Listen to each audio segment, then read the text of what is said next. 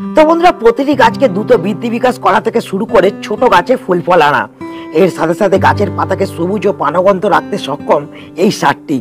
এই সার যে কোনো গাছে একবার ব্যবহার করলে যেমন গাছের দ্রুত বৃদ্ধি বিকাশ হবে, এর সাথে সাথে গাছে প্রচুর পরিমাণে ফুল ফল আসবে। শুধু তাই নয়, গাছের পাতা সবুজ রাখার পাশাপাশি গাছের চেহারাকে বলিষ্ঠ করে তুলতে সক্ষম এই সারটি। তাই প্রতিটা নার্সারিতে গোপনে ব্যবহার করা হয় এবং ছোট গাছে ফুল ফল আনা হয় এই সারটি প্রয়োগ করে।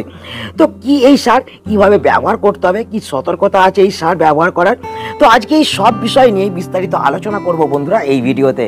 তো সকলকে বলবো ভিডিওটা শুরু থেকে শেষ পর্যন্ত দেখো এবং অবশ্যই ভিডিওটাকে একটা লাইক করে দাও। যারা নতুন বন্ধু, চ্যানেলে প্রথম, অবশ্যই কিন্তু কার্তিক হর্টিকালচারকে সাবস্ক্রাইব করে রাখো।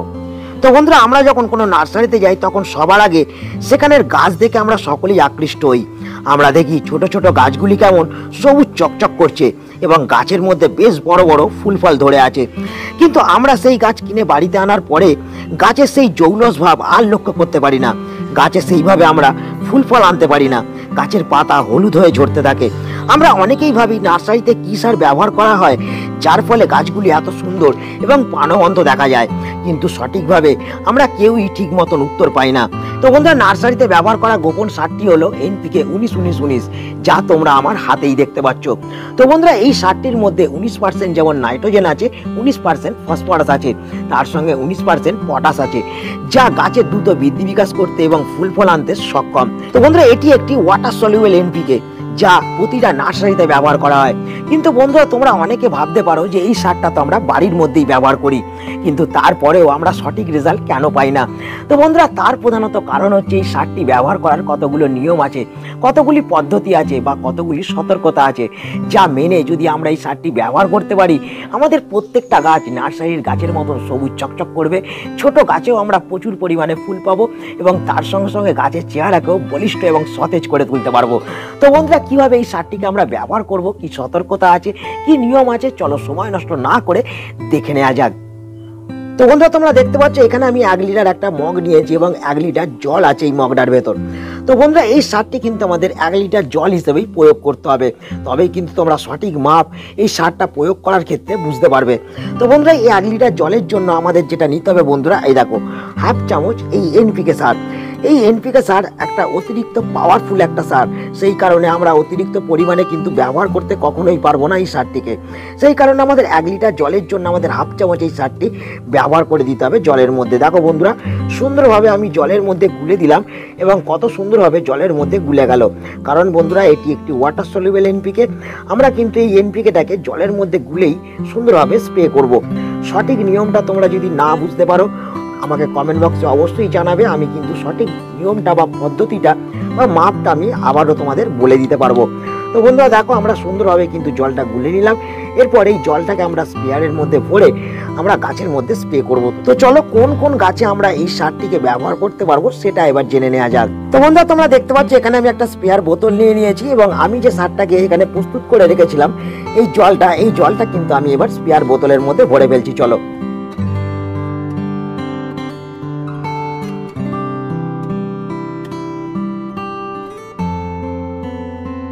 তো বন্ধুরা, এই সারটি প্রয়োগ করার ক্ষেত্রে তোমাদের একটা বিষয় অবশ্যই কিন্তু মাথায় রাখতে হবে, প্রখর রোদ্দুরেতে এই সারটি কখনোই ব্যবহার করা যাবে না। আমরা সারা বছর এই সারটিকে কিন্তু ব্যবহার করতে পারি, শুধুমাত্র বন্ধুরা শীতকাল নয়, গ্রীষ্মকাল থেকে আরম্ভ করে বর্ষাকাল এবং শীতকালেতে প্রত্যেকটা গাছেতে আমরা কিন্তু এই সারটি ব্যবহার করলে আর কোনো সারের বন্ধুরা প্রয়োজন হবে না।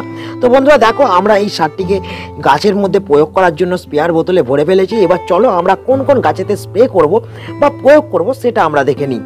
তো বন্ধুরা, নার্সারি থেকে আনা চারা গাছ থেকে শুরু করে আমাদের ছাদ বাগানের প্রায় প্রত্যেকটা বড় বড় গাছেতেই আমরা কিন্তু এই সারটিকে ব্যবহার করতে পারবো। তার সাথে সাথে আমাদের গ্রীষ্মকালীন যে গাছগুলো আমরা প্রতিস্থাপন করে রেখেছি ছাদ বাগানে, সেই সব গাছেতেও আমরা অনায়াসে এই সারটি ব্যবহার করতে পারবো। এর সাথে সাথে শীতকালীন যে গাছগুলো আমাদের ছাদ বাগানে প্রতিস্থাপন করা আছে, সুন্দর সুন্দর ফুলে ভরে থাকছে আমাদের ছাদ বাগান, সেই সব গাছেতেও আমরা কিন্তু এই সারটিকে অনায়াসে ব্যবহার করতে পারবো। যেসব গাছের দ্রুত বৃদ্ধি বিকাশ হচ্ছে না, যেসব গাছের পাতা হলুদ হয়ে যাচ্ছে, যেসব গাছের কুড়ি ঝরে পড়ে যাচ্ছে, যেসব গাছ ঝিমিয়ে পড়ছে সেই সব গাছকেও আমরা সতেজ করে তুলতে পারবো এবং ফুলে ফলে ভরিয়ে তুলতে পারবো এই সারটি ব্যবহার করে। তো বন্ধুরা, তোমরা দেখতে পাচ্ছ আমার ছাদ বাগানের প্রায় প্রত্যেকটা গাছেতে আমি কিন্তু স্প্রে করছি। তার সঙ্গে সঙ্গে আমার যে শীতকালীন যে গাছগুলো সেই গাছেতেও আমি কিন্তু স্প্রে করছি, তোমরা দেখে নাও। শুধুমাত্র বন্ধুরা তাই নয়, আমার যে এইখানে গোলাপ গাছ আছে এবং তার সাথে সাথে নানান রকম যে সবজি গাছ বসিয়ে রেখেছি সেই সব সবজি গাছেও কিন্তু আমি এই সারটিকে ব্যবহার করছি। তো বন্ধুরা, আমাদের প্রত্যেকটা ছাদ বাগানির কাছে এই সারটি একটা অমূল্য সার।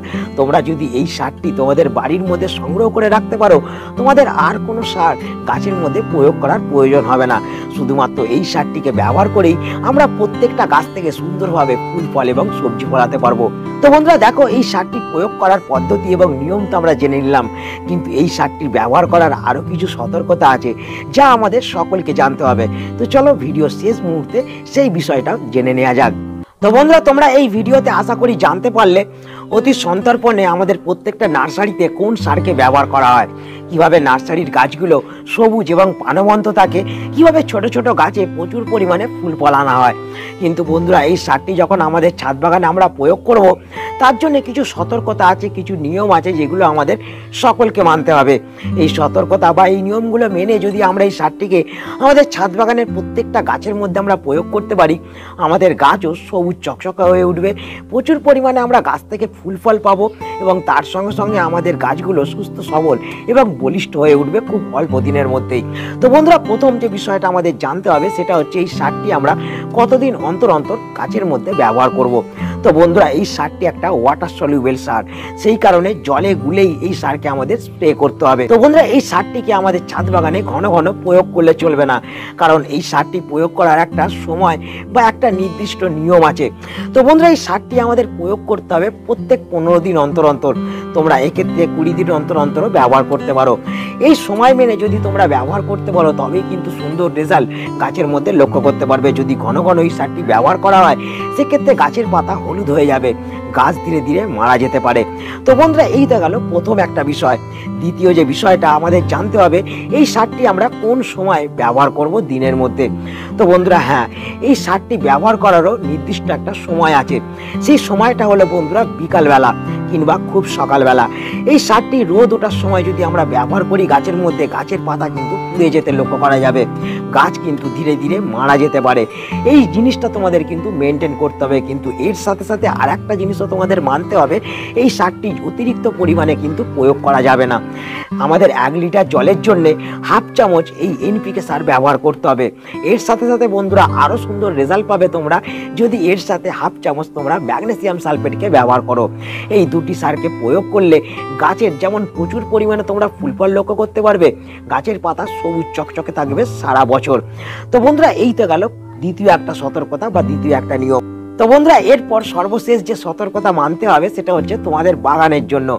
তো বন্ধুরা, আমরা সকলে গাছের মধ্যে ফুল ধরে থাকবে এবং ছাদ বাগান রঙিন হয়ে থাকবে, সেটা আমরা সকলে চাই। কিন্তু বন্ধুরা, এই সার প্রয়োগ করার আগে তোমাদের গাছ থেকে কিন্তু ফুলগুলো তুলে ফেলতে হবে। যদি গাছের মধ্যে ফুল থাকাকালীন এই সারটি আমরা গাছের মধ্যে স্প্রে করি, তাহলে গাছের ফুলের মধ্যে এই সারটা পড়া মাত্রই গাছের ফুলগুলো কিন্তু পুড়ে যেতে আরম্ভ হবে, কালো হয়ে যাবে তোমাদের সুন্দর সুন্দর ফুলগুলি। তো বন্ধুরা, এই সতর্কতা বা এই নিয়মটা মেনে যদি এই সারটা তোমরা প্রয়োগ করো তোমাদের ছাদ বাগানে, মাত্র 15 দিনের ভেতর তোমাদের গাছের চেহারা বদলে যাবে। তোমাদের গাছ যেমন সুস্থ সবল বলিষ্ঠ হয়ে উঠবে, তেমনই তোমরা গাছ থেকে প্রচুর পরিমাণে ফুল পাবে, গাছের পাতা হলুদ হওয়া তো বন্ধ হবে, তার সঙ্গে সঙ্গে গাছ থেকে কুড়ি ঝরে পড়ার সমস্যাও তোমরা দূর করতে পারবে। তো বন্ধুরা, আজকে এই ছোট্ট ভিডিওটা আমি এখানেই শেষ করছি। আশা করি এই ভিডিওটা তোমাদের সকলের কাজে লেগেছে। যদি এই ভিডিওটা ভালো লাগে তাহলে অবশ্যই ভিডিওটাকে একটা লাইক করে দেবে, তোমাদের বন্ধুদের কাছে শেয়ার করে দেবে। আমার ভিডিওতে যদি কোনো প্রশ্ন থাকে অবশ্যই কমেন্ট বক্সে জানাবে এবং চ্যানেলটা অবশ্যই কিন্তু সাবস্ক্রাইব করে রাখবে। তো বন্ধুরা, দেখা হচ্ছে আবার একটা নতুন ভিডিওতে। সকলে ভালো থেকো, নমস্কার।